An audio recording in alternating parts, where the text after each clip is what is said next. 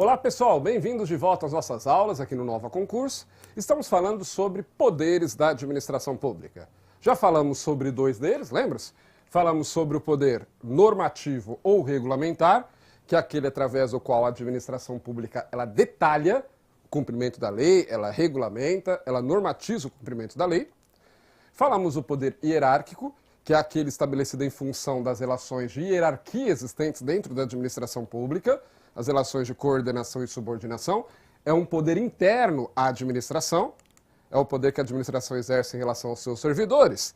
E, mais ou menos decorrente do poder hierárquico, nós temos também o poder disciplinar, mas que eu vou colocar aqui numa categoria à parte, tá? Para falar um pouco mais de detalhes sobre ele.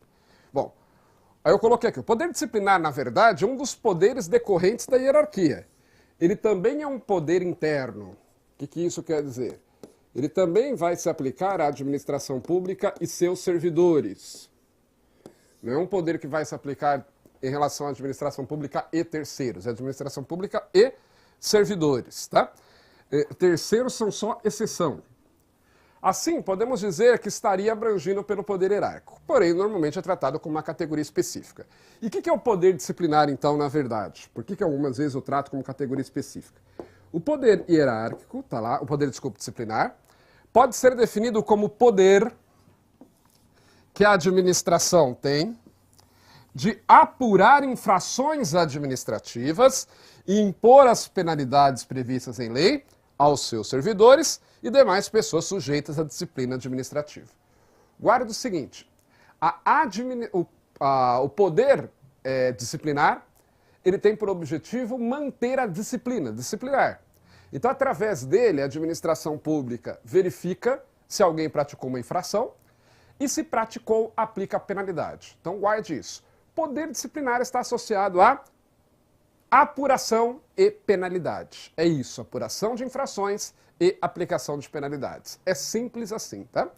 Então, por exemplo, se um servidor pratica uma infração administrativa punível com suspensão, a administração pública vai primeiro apurar se o servidor de fato praticou aquela infração e se ele praticou, né, nessa apuração ele tem direito a se defender, direito ao contraditório, e se ficar constatado que ele praticou aquela infração, ele será punido com a aplicação da pena de suspensão. O servidor está sendo acusado de ter praticado uma infração que é punível com demissão.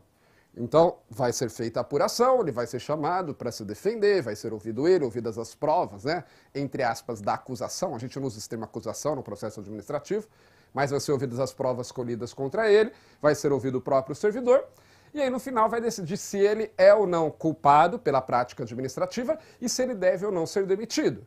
Então, isso tudo, a administração está exercendo o seu poder disciplinar, ok? E como eu disse, normalmente ele é aplicado da administração pública em relação aos seus servidores, porque são os servidores que se submetem à disciplina da administração pública. Você, se você não é servidor público, se você não tem nenhum vínculo, relação de trabalho com a administração pública, você não se submete à disciplina administrativa. Então, o poder disciplinar da administração pública não vai te alcançar, porque você é um terceiro, tá? Terceiros só excepcionalmente podem ser atingidos pelo poder disciplinar da administração pública. Quem não faz parte dos quadros da administração pública, só excepcionalmente é que vai poder ser atingido por algum ato do poder disciplinar. São aquelas situações em que, mesmo não sendo servidor, a pessoa se coloca, normalmente por conta de um contrato, se coloca na condição de obedecer às normas disciplinares administrativas. Exemplo, licitação. Quando a empresa faz uma licitação, normalmente lá no contrato de licitação, tem lá prevendo uma multa, se a empresa não cumpriu, não entregar os bens no prazo, e por aí vai. Não entregar nas especificações determinadas. Aí normalmente se diz que ali a aplicação da multa estaria dentro do poder disciplinar, tá? Mas via de regra, é isso que eu quero que você guarde, o poder disciplinar ele vai se aplicar dentro da administração pública. É a administração pública apurando infrações praticadas por servidores e aplicando as penalidades. Esse é o poder disciplinar, tá? E por isso que eu disse que alguns colocam, né, que ele inclusive deveria estar dentro do poder hierárquico. E alguns autores colocam. Eu coloquei separado porque ele, Lopes Meireles, por exemplo, considerava separado mas, na verdade, ele também decorre do poder hierárquico, ok? E, por fim, nós temos o chamado poder de polícia, outro poder importante da administração pública. Agora, guarde o seguinte, isso aqui não tem nada a ver com a polícia, né, que a gente normalmente usa. Polícia Militar, Polícia Civil, Polícia Federal, Polícia Rodoviária Federal, tem nada a ver com isso, tá certo? O que é o poder de polícia, então? Vamos ver, tá lá no quadro, ó. O poder de polícia pode ser definido como a atividade do Estado consistente em limitar o exercício dos direitos individuais em benefício do interesse público. Em outras palavras, através do poder de polícia, a administração pública, ela limita, ela impõe limites, ela impõe regras ao exercício dos direitos individuais em prol do bem comum. Como assim? Todos nós temos os nossos direitos, né? Temos as nossas liberdades individuais. Agora, o Estado pode restringir essas liberdades individuais em prol da sociedade? Sim. Sabe aquela história que sua avó te dizia? Menina, a nossa liberdade termina quando começa a liberdade do outro, né? E de fato, todos nós temos liberdade para fazermos uma série de coisas, mas não podemos fazer nada que prejudique o próximo. Então, algumas vezes, a lei traz algumas regras do que você não pode fazer. Aí a lei está dizendo. Por exemplo, a lei diz que não se pode matar. A lei diz que não se pode roubar. A lei diz que não se pode furtar. Ok, aí está na lei, decorre diretamente da lei. Mas algumas vezes a lei não diz exatamente o que pode ou não fazer, mas dá à administração pública o poder de decidir sobre isso. O poder de decidir quando agir para impedir que o exercício de um direito individual prejudique o bem comum. Exemplo, tem lá o município, quem normalmente determina as mãos de direção das ruas é o órgão municipal de trânsito, não é isso? Sim, não é a lei. A lei não diz. A partir de hoje sai a lei lá da Câmara Municipal. A partir de hoje a rua tal será só mão única, descendo não poderá subir. Não fala nada disso.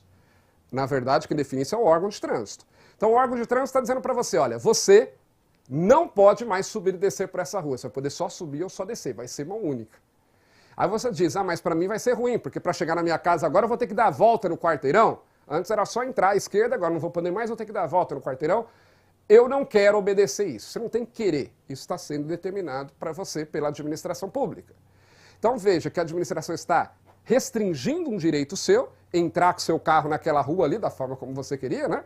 Como você normalmente fazia, em prol do bem comum. Porque é importante que seja mão única para o trânsito fluir melhor. Outro exemplo. A lei permite que o administrador, que o prefeito, defina, através de decreto, o nível máximo de ruídos que podem ser produzidos por bares, casas de show e similares. Aquela famosa lei do silêncio que muitos municípios têm, né? Para evitar justamente que haja abuso. Porque não só bares, casas de show, mas também isso pode ser definido até para residência. Porque, por exemplo, você tem o direito de comprar um aparelho de som? Tem. Você tem direito de ouvir o aparelho de som na sua casa? Tem. Você tem direito de ouvir a música que você quiser? Tem. Você tem direito de perturbar os vizinhos com a sua música? Não. Aí não pode, não é? Então, veja, a administração pública ela está restringindo os seus direitos, que é o direito de você ouvir música, né? A música que você quiser, em prol do bem comum. Tudo bem, você pode ouvir sua música, você não pode ouvir num volume excessivo que vá a tirar o sossego alheio. Né? Muita gente fala, professor, antes das 10 horas da noite pode, né? Como se antes das 10 horas da noite pudesse qualquer coisa, pudesse prejudicar o sossego alheio. Não! Na verdade, é que normalmente depois das 10 da noite é mais severo, porque justamente, né, o período que normalmente as pessoas estão indo descansar. Então, normalmente é mais severo, mas até mesmo antes das 10 da noite você não pode perturbar o sossego alheio, tá certo? É inclusive considerado, acho que é uma contravenção, se eu não me engano. Contravenção, perturbação do sossego alheio. Então, o que ocorre? A administração, o prefeito, então, ele pode decidir, olha, não pode ser produzido até mais do que tantos decibéis de som quando você está ouvindo ali da rua, né? Tem um aparelhinho que mede os decibéis de som, não pode ser produzido acima de tantos decibéis. O prefeito está restringindo um direito individual, que é o direito da pessoa produzir barulho, fazer barulho, vamos dizer assim, né? Em prol do bem comum, estabelecendo um limite máximo. Isso é poder de polícia. Eu estabeleço, então, um limite máximo, eu estabeleço, então, restrições ao direito individual. Ou outro exemplo, a vigilância sanitária do município. Eu falo município porque normalmente o município é que age mais nessa área, mas pode ser também Estado ou União, dependendo da área, tá? Então a vigilância sanitária ou federal, estadual, municipal, estabelecem regras, a Anvisa, né, na caso federal chamada de Anvisa, Agência Nacional de Vigilância Sanitária, estabelece regras que os estabelecimentos que vendem produtos alimentícios devem obedecer. Também é exercício do poder de polícia. Porque, em princípio, você pode abrir uma loja de produtos alimentícios, pode abrir um açougue, por exemplo? Pode. Né? Livre iniciativa, é um dos fundamentos da República Federativa do Brasil. Se você quiser, você pode abrir um açougue, não tem nenhum problema, qualquer um pode. Agora, abrindo esse açougue, você tem que obedecer algumas regras determinadas pela vigilância sanitária. E aí é exercício do poder de polícia. É isso que é o poder de polícia. É o Estado, a administração pública, restringindo direitos individuais, e ela restringe para quê? Para beneficiar a toda a coletividade. Né? O Estado faz muito isso, porque para viver em sociedade, a gente tem que abrir mão de certos direitos. Rousseau já dizia isso, tá? Lá no Contrato Social, o famoso livro dele, quando o homem passou a viver em sociedade, para que viver em sociedade fosse possível, ele abre mão de parte da sua liberdade. Então, a liberdade, né, por exemplo, ele tem que respeitar a propriedade alheia, ele tem que respeitar o sossego alheio, e por aí vai, tá certo? Então isso tem a ver com o poder de polícia. Então, voltando lá. Ele pode ser definido como atividade do Estado consistente em limitar o exercício dos direitos individuais em benefício do interesse público. Agora, normalmente, importante, se diz que isso daqui tem que ser uma atividade discricionária, um ato discricionário da administração. É uma ação, o exercício do poder de polícia é uma ação discricionária. E por quê? Porque se for vinculado, está na lei. Não é isso? Vinculado está seguindo o que está na lei. E aí, se é a lei que determina, aí não é poder da administração pública. A lei é que está determinando, tá? Então, por isso que Eli Lopes Meireles colocava, eu já vi muito em prova falando sobre isso, colocando que o poder de polícia, ele é um poder discricionário da administração pública, quer dizer, né, a lei não determina exatamente como deve ser feito, há uma certa margem de liberdade para o administrador, uma certa margem de liberdade, e aí ele usa esse poder para limitar os direitos individuais em prol do bem comum, ok? O que mais? Tal limitação do exercício dos direitos individuais pode se dar pela obrigação de fazer ou não fazer alguma coisa pelo particular, né? Então, por exemplo, no caso lá do açougue, a vigilância sanitária pode determinar que o dono do açougue tenha que praticar alguns atos para garantir a higiene. Obrigação de fazer. Sei lá, por exemplo, ele tem que estar com a desratização em dia, tem que fazer a desratização constante, ele tem que estar lá, manter o estabelecimento limpo, tá certo? Obrigação de fazer. Ou também pode impor a obrigação de não fazer. É o caso lá, como eu disse, do som alto. A prefeitura, o Estado, a União, pode determinar que a pessoa não possa produzir som fora da sua residência ou fora do seu estabelecimento comercial acima de determinado limite. Aí é uma obrigação de não fazer. Mas, de qualquer forma, você está tendo uma limitação do exercício dos direitos individuais em benefício, em prol do interesse público, em prol da coletividade. O exercício do poder de polícia, ele é fácil de ser identificado porque ele está relacionado às atividades de autorização, fiscalização e sanção. Sanção quer dizer penalidade, exceto as disciplinares por parte do poder público. Então, normalmente ele está ligado a essas atividades. Autorização, quando você tem que pedir autorização para construir, ou para não só construir, fazer qualquer ato, normalmente é o poder de polícia que está envolvido. Fiscalização, vai verificar se a pessoa está cumprindo ou não o que é determinado, também tem a ver com o poder de polícia. E sanção, sanção quer dizer, aqui não é o Sansão com S depois do N, que é o marido da Lila.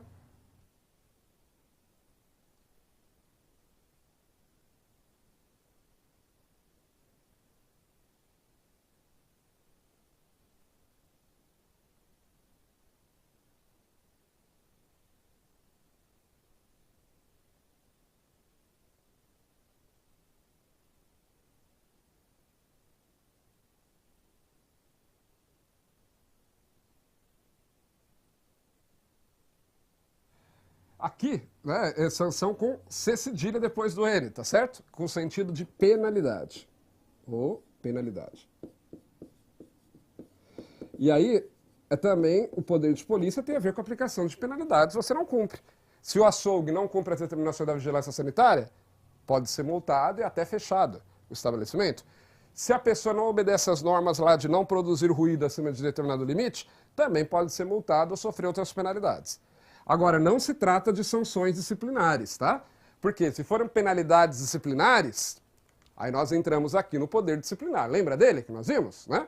O poder disciplinar está ligado à aplicação das penalidades disciplinares. As penalidades previstas em lei aos servidores. Aqui não, aqui as penalidades aplicadas pela administração aos particulares em geral. Aí é poder de polícia. Porque o poder de polícia é diferente do poder disciplinar que é interno, que se aplica dentro da administração pública. O poder de polícia, ele é externo. Ele se aplica às pessoas em geral. Ele não se aplica só à administração pública, não se aplica só aos servidores públicos, mas se aplica ao público em geral, ok? Com isso, nós terminamos esse importante tópico, poderes da administração pública. Espero que tenha sido esclarecedor aí para vocês. E no próximo bloco nós vamos continuar a falar sobre outros tópicos do direito administrativo. Um abraço e até a próxima.